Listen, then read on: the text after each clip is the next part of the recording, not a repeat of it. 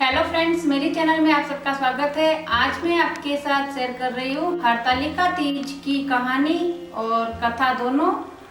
तो आप सुनिए और मैं भी सुन रही हूँ। कुसुम सुना रही है। आइए आज सुनते हैं हरतालिका तीज की कथा। जो भी भक्त सच्ची श्रद्धा के साथ हरतालिका तीज का व्रत करते हैं और व्रत कथा सुनते हैं, भगवान शिव माता पार्वती की कृपा से सभी प्रकार के सुख और समृद्धि की प्राप्ति होती है। हरतालिका तीज का व्रत हर वर्ष भाद्रपद माह के शुक्ल पक्ष की तृतीया तिथि के दिन इस व्रत को किया जाता है। इस व्रत को महिलाएं अखंड सौभाग्य की प्राप्ति के लिए करते हैं। इस व्रत में निर्जला रहा जाता है और इस दिन और रात्रि जागरण किया जाता है। इससे अंतर्गुण पुण्य की प्राप्ति होती है।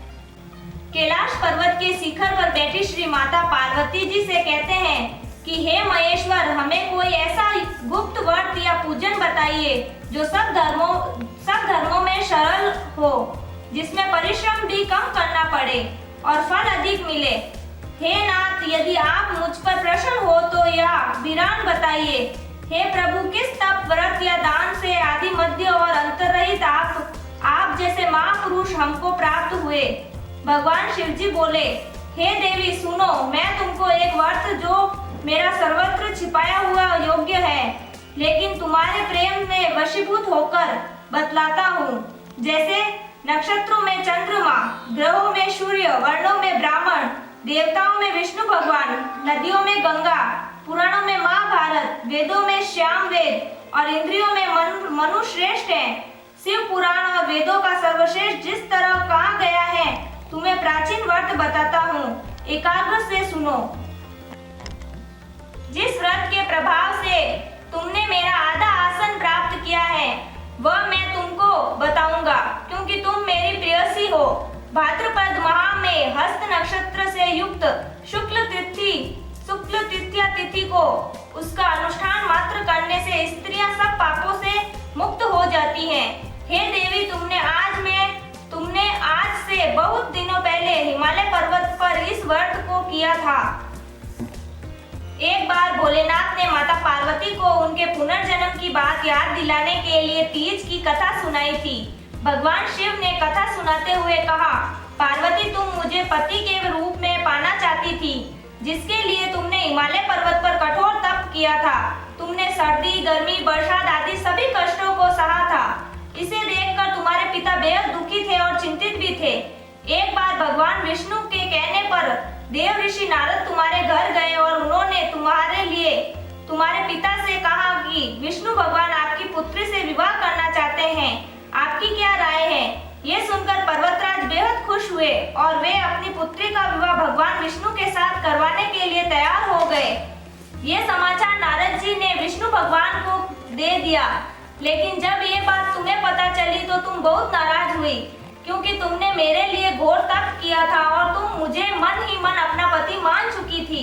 ये बात तुमने अपनी सहेली को बताई। तब तुम्हारी सहेली ने तुम्हारी मदद करने के लिए तुम्हें एक घने जंगल में छुपा दिया। वे वन ऐसा था जहाँ तुम्हारे पिता कभी नहीं पहुँच सकते थे। इस वन में तुम लगातार तप करती रही। पर्वतराज तुम्हारे ना मिलने से परेशान थे। वे इस चिंता में थे कि यदि भगवान विष्णु बारात लेकर आ गए और तुम नहीं मिली तो वे नाराज हो जाएंगे।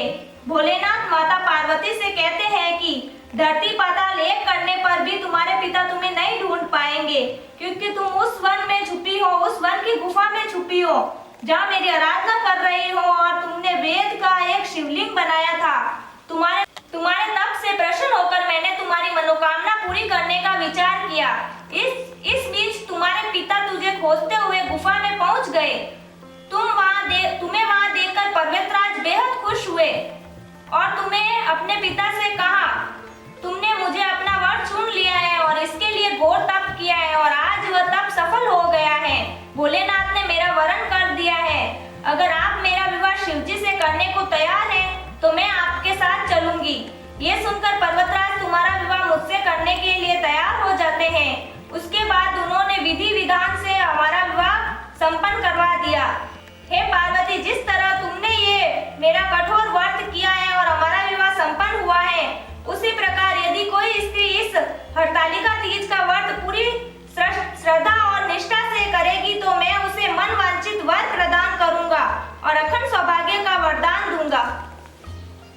कहानी कुसुम ने सुना दी है और आपके वहाँ जो भी कहानी सुनाए आप तीक्ष्णा जरूर दें, चाहे आपकी बेटी भी हो तो ये जरूरी होता है। और अगर वीडियो अच्छा लगा हो तो चैनल को सब्सक्राइब करें, लाइक करें, शेयर करें। कहानी हमने सुन ली है, मिलते हैं अगले वीडियो में।